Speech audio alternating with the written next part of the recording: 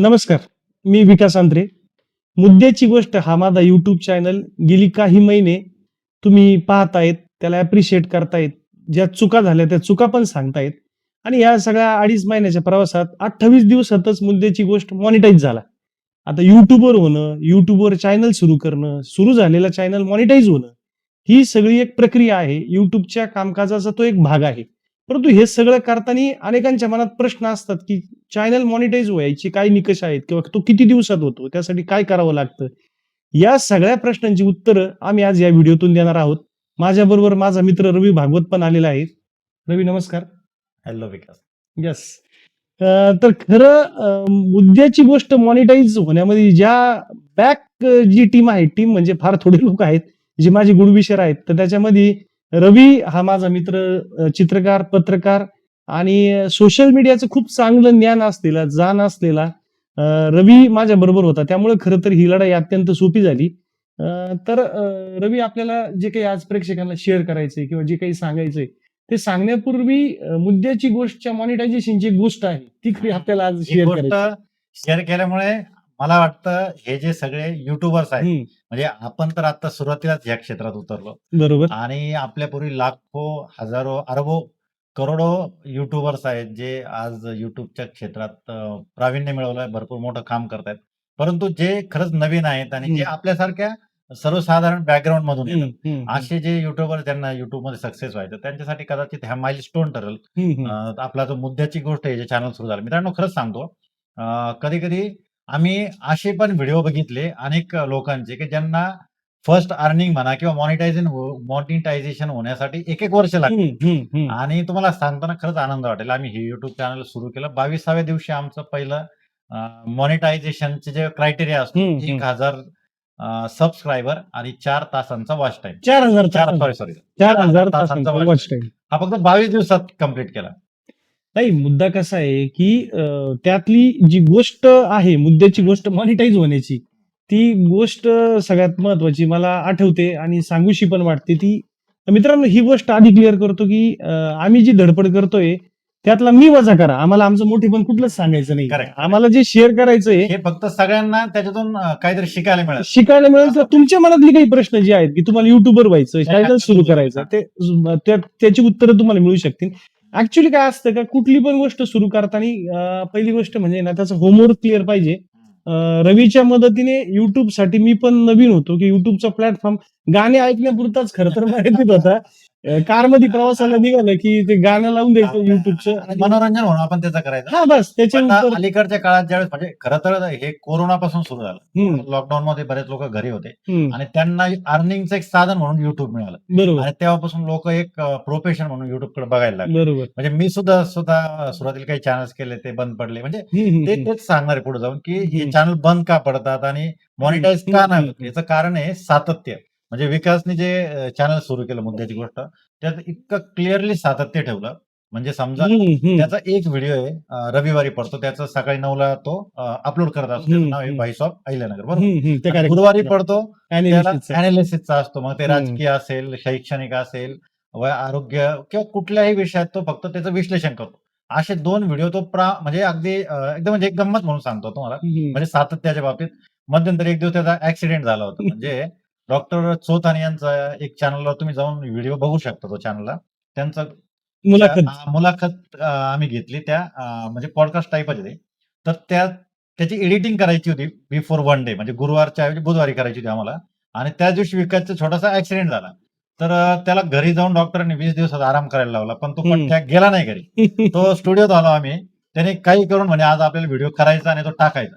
म्हणजे बघा ते टाकलं आणि तुम्हाला सांगतो ते चॅनल त्या फक्त एका व्हिडिओमुळे आमचं चॅनल मॉनिटाईज झालं. त्या चॅनलला आज जर तुम्ही बघितलं तर साधारण 60,000च्या आसपास त्याचे व्ह्यूज झाले आहेत. ते 95,000 आपण ज्या सॉरी, शाळेला बोलतो. 95,000. हो हो 95,000. 95,000. मग विचार करा, म्हणजे समजा त्यावेळेस त्यांनी जर कंटाळा केला असता, 20 दिवस त्याने आराम केला असता, आता तो ठणठणीत, त्याचा काही फरक पडला नाही त्याला. म्हणजे सांगायचं तात्पर्य एवढंच आहे, की जर समजा तुम्ही एखादी गोष्ट करायची ठरवली आणि त्याच्यात जर सातत्य ठेवलं, तर 100% सक्सेस होऊ शकता.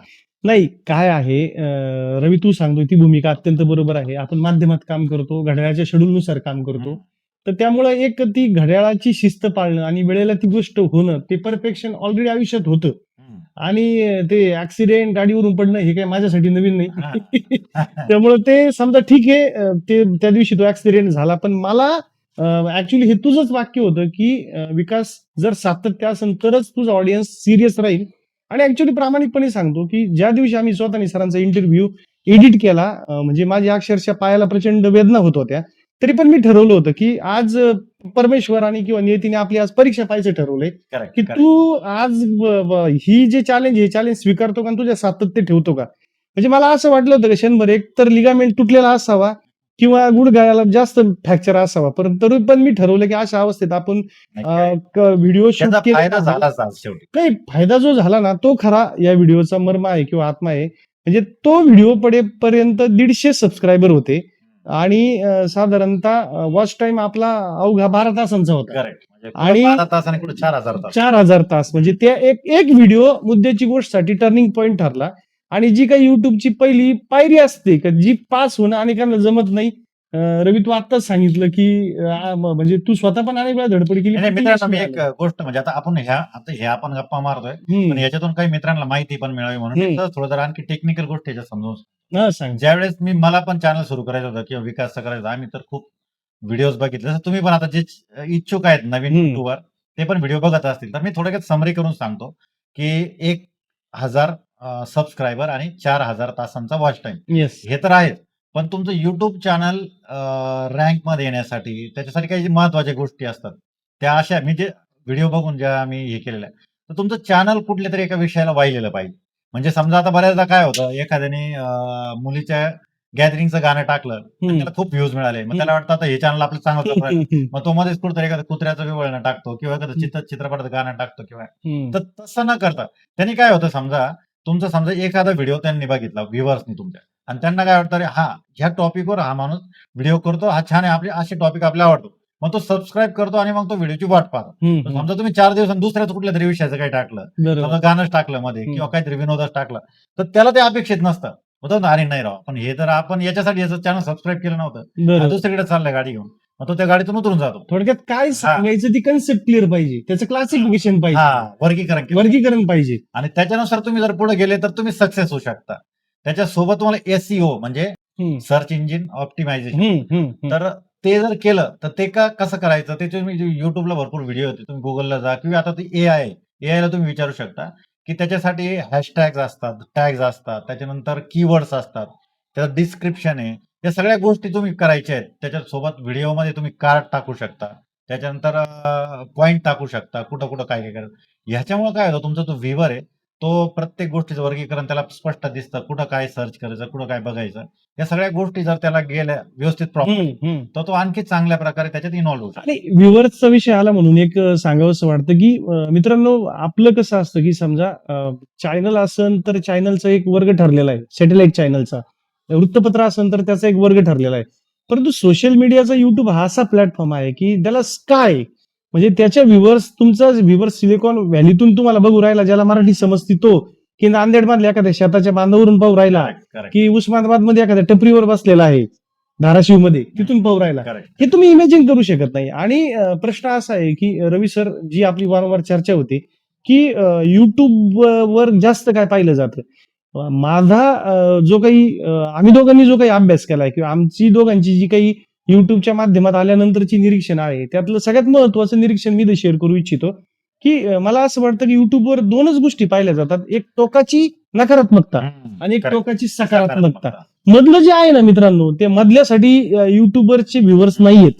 पण तुम्हाला एकतर टोकाची सकारात्मकता दाखवावं लागेल आणि नकारात्मकता दाखवावी. उत्तम उदाहरण मला विकास असं वाटतं, आपण न्यूज चॅनल बघतो, जेव्हा ब्रेकिंग न्यूज असेल तर कान टावकारले जातात. हो. आणि म्हणजे त्याच्यात काही सक्सेस स्टोरी दाखवतात आणि काही निगेटिव्ह खूप क्राईम वगैरे असेल तर त्याला पण जास्त व्ह्युअर्स असतात. बरोबर. हे त्याचंच एक उदाहरण मला असं वाटतं. म्हणजे लोकांची जी मानसिकता आहे बघण्याची, त्याच्यानुसार आपण काम केलं पाहिजे. एक प्रश्न असा आहे की सोशल मीडियाच्या वापराविषयी, सोशल मीडियाच्या परिणामांविषयी अनेकदा बोललं जातं आणि कधी कधी आपण पण इरिटेट होतो. तेच रील, तेच कॉपी पेस्ट, तेच सगळ्या गोष्टी. आणि मग असं वाटतं की सोशल मीडिया मिनिटाला आपल्या डोक्यात कचरा टाकतो आणि आपण तो कचरा का घ्यायचा. मग प्रश्न असा आहे, मला हे वाटतं की ही चर्चा आमची 10 वर्ष सुरू होती आणि अक्षरशः रवीने मला अनेक वेळा शिव्या दिल्या की तू खूप चांगलं काहीतरी करतोय, चांगलं व्यासपीठावर बोलतोय, ते कॅमेरा पुढे बोल. करेक्ट. कॅमेरा समोर यायला 10 वर्ष लागले. हा, कॅमेरा समोर यायला 10 वर्ष लागली. पण तो जो काही येण्यामागचा जो उद्देश होता, तो पण मी ऍक्च्युअली सांगतो, की म्हणजे कचरा टाकणारे खूप रील्स आहेत, खूप व्हिडिओज आहेत, खूप बाकीच्या गोष्टी आहेत. प्रश्न असा आहे, की मग ज्यांना चांगलं काहीतरी करावं असं वाटतं, ज्यांना काहीतरी सोशल मीडियाचा सकारात्मक वापर व्हावा असं वाटतं, ही मंडळी माझ्यासारखी, मी पण त्याच्यात होतो आधी काही दिवस, करेक्ट. ही सगळी शांत बसतायत आणि फक्त ते सगळं बघतायत निमूटपणे. त्याच्यामुळे मग ही नकारात्मकता जास्त पाहिली जाते युट्यूबवर. मला असं वाटतं, की सकारात्मक तुम्हाला जे वाटतं, तुम्हाला गाता येत असेल तर गाण्याचं चॅनल करा, चांगलं कुकिंग येत असेल तर कुकिंगचं चॅनल करा, रांगोळी चांगली काढता येत असेल तर रांगोळीचं चॅनल करा. पण एकाच विषयाला धरून चॅनल करा. हा, म्हणजे समजा तुम्ही 4-5 गोष्टी एकत्र करून तो रांगोळी येते आणि स्वयंपाक येते, तुम्ही एकाच चॅनलवर दोन्ही गोष्टी करा. त्याच्यासाठी 2 वेगळे चॅनल सुरू करा. बरोबर. आणि एक फॅसिलिटी YouTubeने खूप छान दिलेली, की तुम्ही एका Gmailवर तुम्ही 4 कमीत कमी 4 ते 5 चॅनल एका ईमेल आयडीवर तयार करू शकता. बरोबर, बरोबर, म्हणजे तुम्हाला असं काही नाही, की तुम्ही ज्या कला तुम्हाला 4 येतात, तुम्ही 4 वेगळे चॅनल करून बरोबर. प्रेझेंटेशन करू शकता. आणि दुसरी एक छान गोष्ट मला अजून शेअर करावीशी वाटते मित्रांसाठी, ज्या नवीन मित्रांसाठी. शॉर्ट्स नावाचं, म्हणजे जसं तुम्ही रील बघता Instaवर, तसे YouTubeवर शॉर्ट्स असतात. त्याला साधारण 3 मिनिटाची मर्यादा आहे. म्हणजे तुम्ही 3 मिनिटाच्या आतमध्ये कुठला पण व्हिडिओ केला, तर तो ऑटोमॅटिक शॉर्ट्समध्ये कन्व्हर्ट होऊन तो शॉर्ट्सच्या सेगमेंटमध्ये जातो. म्हणजे तुम्ही YouTubeच्या जर याच्या प्रोफाईलला गेले, कोणाच्या पण चॅनलला, तर तो व्हिडिओज दिसतील, शॉर्ट्स दिसतील, पॉडकास्ट दिसतील, असे वेगवेगळे दिसतात. तर तो ऑटोमॅटिकली जातो. तर शॉर्ट्स तुम्ही जास्तीत जास्त करा. आणि शॉर्ट्स करताना त्याला जर कमी कालमर्यादा दिली, जसं आता विकासने सुरू केलं, मला वाटतं तो 30 सेकंदापर्यंत करतो. हा, 30 म्हणजे आम्ही बाकीचं तर नाही सांगतो, डिपेंड ऑन कंटेंट जे सांगायचं Correct. त्याच्याविषयी. पण मी बाकीच्या जण सांगतो, विकासच्याच अनुभवावरून सांगतो, की त्याने आता जे काल परवा एक जो रील टाकला लेखीचा, मुलीचा, तर त्याला एका रीलवरून 12 सबस्क्रायबर मिळाले. म्हणजे असं आहे, की YouTube सबस्क्राईब काउंट करतं, फक्त याचे व्ह्यूज काउंट नाही होत. कशाचे? हवर्स मध्ये. शॉर्ट्सचे. पण मग सबस्क्रायबर काउंट होतात. त्यामुळे मग सबस्क्रायबर वाढवण्यासाठी रील म्हणतो मी, शॉर्ट्स हा एक खूप चांगलं माध्यम आहे. तर ते पण आपण हाताळू शकतो. म्हणजे व्हिडिओज विथ शॉर्ट्स, आणि त्यात पोस्ट एक ऑप्शन आहे. तुम्ही पोस्ट पण टाकू शकता. त्याच्यामुळे तुमचं अटेन्शन वाढू शकतं. आणि तुमचं म्हणजे प्रत्येक वेळेस सबस्क्रायबर मिळाला पाहिजे असं काही नाही. तर तुमचा व्ह्यूअर ते ज्या धाग्याने आपण चर्चेची सुरुवात केली होती, किंवा जे शेअरिंग करायचं होतं आपल्याला, की सातत्य, म्हणजे गीतेचा जो नियम आहे तो ऍक्च्युअली इथं युट्यूबर म्हणून आपल्या सगळ्यांना पण लागू होतो, आयुष्यात पण तो लागू होतो आणि या कामाला पण लागू होतो, व्हिडिओ मेकिंगच्या, की तुम्ही म्हणजे ते काम करत राहा, कर्म करत राहा, फळाची अपेक्षा करू नका. म्हणजे स्वतःनी सरांचा इंटरव्ह्यू शूट करताना, की असं आमच्या दोघांच्याही डोक्यात नव्हतं, की बुवा आपला चॅनल उद्या मॉनिटाईज होणार आहे 24 तासात. आम्ही होईल असं वाटलं नव्हतं. आम्ही तर ठरवलं होतं, की आपण काम करत राहू, पास जेव्हा होईल तेव्हा होईल. हो, म्हणजे व्ह्युअर्स आणि तुमचे जे काही सबस्क्रायबर आहेत, वॉच टाइम, याच्याकडे बघूच नका. ते हिंदीमध्ये एक शेर आहे, तो वारंवार जे युट्यूबर्स आहेत किंवा ज्यांना युट्यूबच्या क्षेत्रात यायचंय त्यांच्यासाठी आहे तो. त्याचा अर्थ खूप चपलाक लागू होतो. आमची अनेकदा चर्चा होती, नेकी कर और दर्या में डाल. म्हणजे व्हिडिओ मेक कर और डाल दे. म्हणजे तुमचं काम व्हिडिओ बनवण्याचं आहे. व्हिडिओ बना और YouTube में डाल दे. नाही, तुम्ही सांगतो ते, की बा तुमचं काम व्हिडिओ बनवायचंय का, तुम्ही व्हिडिओ शेअर करू नका, सगळ्यात महत्वाची गोष्ट ती सांगा. टेक्निकल पॉइंट असा आहे, की युट्यूबचं जे अल्गोरिदम आहे, तर त्यांच्यात कसं असतं, एक ऑर्गेनिक व्ह्यूज आणि एक एक्सटर्नल व्ह्यूज. एक्सटर्नल व्ह्यूज मध्ये काय जातं, ज्यावेळेस आपण ती लिंक कॉपी करतो व्हिडिओ अपलोड केल्यानंतर, मग ते फेसबुकला टाकतो, व्हॉट्सअपला टाकतो, इंस्टाग्रामला टाकतो, सगळीकडे. तर त्यावर क्लिक करून जे तुम्हाला व्ह्यूज मिळतात, तर ते व्ह्यूज जास्त नको असतात. म्हणजे युट्यूबच्या अल्गोरिदमनुसार किंवा त्यांच्या पॉलिसीनुसार 80% व्ह्यूज हे ऑर्गेनिक हवे आणि 20% व्ह्यूज हे एक्सटर्नल चालतात. पण आता होतं काय, ज्यावेळेस सुरुवातीला तुम्ही युट्यूब चॅनल सुरू करता आणि मग तुम्ही बघता, की यार पहिला व्हिडिओ टाकला मी, अरे 200च व्ह्यूज आहेत, अरे 100च आले, मग काय करू? मग थोडा आपण पॅनिक होतो. मग पॅनिक होऊन काय करतो, मग तो घेतो लिंक आणि टाकून देतो मित्रांना. मग ते होतं काय माहितीये का, त्याचा ड्रॉबॅक असा होतो, की समजा आता तुम्ही मी थोडं एक उदाहरण घेऊ. आपण चित्रकलेचा व्हिडिओ बनवला. मी चित्रकलेचा व्हिडिओ बनवला, टाकला, तर 100 व्ह्यूज मिळाले. मी थोडा नाराज झालो, आता काय करू? मग मी काय करणार, सगळ्या मित्रांना पाठवून देणार. म्हणजे मी ब्रॉडकास्ट लिस्ट करणार माझ्या मोबाईलमध्ये 3000 त्यांना पाठवलं. पण आता होतं काय माहितीये का, 3000 पैकी फक्त 100 एक लोकांना चित्रकलेत इंटरेस्ट असतो. ते फक्त तुम्ही पाठवलं म्हणून ते काय करणार, ते पाहणार आणि 2 मिनिटात त्या चॅनलवरून किंवा व्हिडिओवरून मागे येणार. मग युट्यूबच्या अल्गोरिदमला वाटतं, अरे याचा कॉन्टेंट असा आहे, की याच्यात कोणाला रस नाही, म्हणजे याच्या कॉन्टेंटमध्ये दम नाही. म्हणून मग तो आणखी डाऊन लिस्टला जातो. हम्म, हम्म. मग त्यामुळे तुमचा व्हिडिओ रँकिंग करण्याऐवजी अजून खाली येतो. म्हणजे युट्यूबचे तुमच्या व्हिडिओचं प्रमोशन करणार आहे ते करत हा, मग तो रँकिंग खाली येते. निगेटिव्ह इम्पॅक्ट तसं होतो. करण्यापेक्षा तुम्हाला जर शेअरच करायचा असेल तर अशा लोकांना करा की ज्याला त्या क्षेत्रात इंटरेस्ट आहे. म्हणजे समजा तुम्ही राजकीय व्हिडिओ केला, मग तो राजकीय बातम्या पाहणारे किंवा राजकीयाच्या चर्चा करणारे ज्यांना इंटरेस्ट आहे त्यांना तुम्ही पाठवलं तर ते हमखास पाहणार. म्हणजे व्हिडिओ अशा लोकांना पाठवा की तो 100% पाहिला जाईल. अर्धा व्हायला नाही जाणार, थोडा पाहिला नाही. ऍटलीस्ट 3 मिनिटापेक्षा जास्त व्हिडिओ बघितला तर तो अल्गोरिदमला वाटतं की याच्यात काहीतरी दम आहे. बरोबर. म्हणजे तुमच्या व्हिडिओत 3 मिनिटाचा हुक तरी पाहिजे किंवा 3 मिनिटं तो पाहिल, अशाच लोकांना शेअर करा. अदरवाईज युट्यूब तर ते सगळ्यांना प्रमोट करतच असतं. म्हणजे शेअर अजिबात करू नका असं रवीचं म्हणणं नाही. शेअर करा, परंतु ज्यांना त्या व्हिडिओत इंटरेस्ट आहे अशाच लोकांना त्यापेक्षा- शेअर करा. म्हणजे तो व्हिडिओ जास्तीत जास्त लोक बघतील आणि युट्यूबच्या अल्गोरिदमला वाटेल की बुवा हा जो व्हिडिओ बनवलाय या मेकरनी ह्या व्हिडिओमध्ये काहीतरी दम आहे आणि हा प्रमोट केला पाहिजे. करेक्ट. हा नाही, आणखी एक गोष्ट म्हणजे आता हे आपण शेअर नाही करायचं हे मान्य आहे.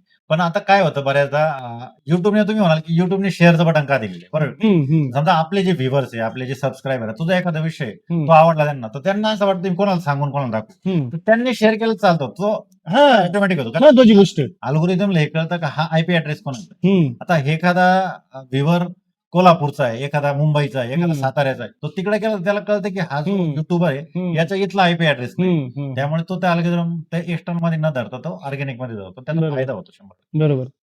तर ही सगळी चर्चा आज या व्हिडिओच्या माध्यमातून तुमच्याशी शेअर करायची होती.